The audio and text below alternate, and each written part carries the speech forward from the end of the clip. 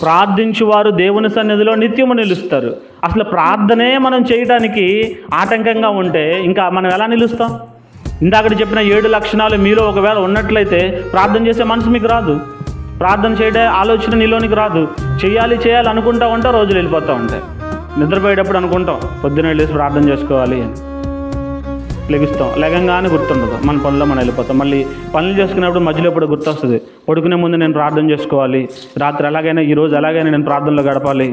అలసిపోతావు పనులు చేసి, స్నానం చేయగానే తినంగానే ఒళ్ళు ఏమంటుంది, అదిగో మంచం వెళ్ళు అంటది. ప్రార్థన అని మనసు చెప్తా ఉంటే ఈరోజు కాదులే యేసయ్యా రేపు చేస్తా. శరీరం మాట ఏంటో మనసు మాట ఏనో, ఎందుకంటే లోపల ఆ దుష్టుడి ఆలోచనలు నీలో ఉన్నాయి, ఆ దుష్ట స్వభావాలు నీలో ఉన్నాయి, కపటం ఉంది. అబ్బబ్బబ్బబ్బ రోజులు పనిచేసేటప్పుడు ఆఫీసులో కానీ పొలాల్లో కానీ ఎంత కపటంగా ప్రవర్తిస్తాం. యజమాని దగ్గర ఎలా ఉంటాం, యజమాని లేనప్పుడు ఎలా ఉంటాం. కపట స్వభావం మనలో ఉన్నప్పుడు, కపటత్వం మనలో ఉన్నప్పుడు, ఇందాక చెప్పిన ఆ లక్షణాల్లో ఒక లక్షణం కదా, అబద్ధాలు ఆడే స్వభావం మనలో ఉందా? అబద్ధాలు ఆడుతున్నాం, ప్రార్థన చేసే మనసు రాదు, ఇక ప్రార్థన చేయాలని ఆలోచన రాదు. దేవుని కృపను కూడా పక్కకు తోసేస్తాం, కృపను ఉపయోగించుకోము, కృపను పక్కకు తోసేస్తాం. అలా కాకుండా మనం ఏం చేయాలంటే దేవుని సన్నిధికి వచ్చి ప్రార్థించు వారి జీవితంలో గొప్ప గొప్ప కార్యాలు చూస్తారండి. హల్లెలూయా.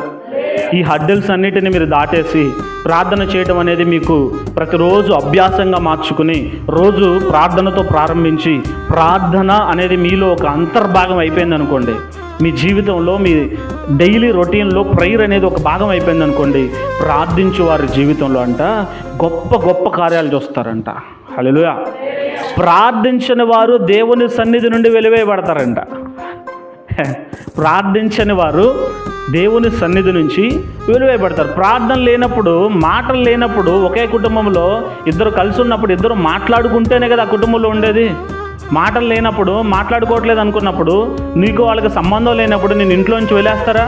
ఇంట్లోంచి బయటకు పంపించేస్తారా? ఆ ఇంట్లో ఉండటానికి అవకాశం ఉండదుగా. మాట్లాడటం అంటే ప్రార్థించటం, తండ్రితో మాట్లాడటం. నువ్వేమీ మాట్లాడవు, ఏమీ చెయ్యవు, మౌనంగా ఉంటావు, నీకు నచ్చినట్టు నువ్వు ఉంటావు, తప్పుల మీద తప్పులు చేసుకుంటా ఉంటే నీకు ఎలా వస్తుంది ఆశీర్వాదం? గొప్ప కార్యాలు నువ్వు ఎలా చూడగలుగుతావు? మాట్లాడాలి.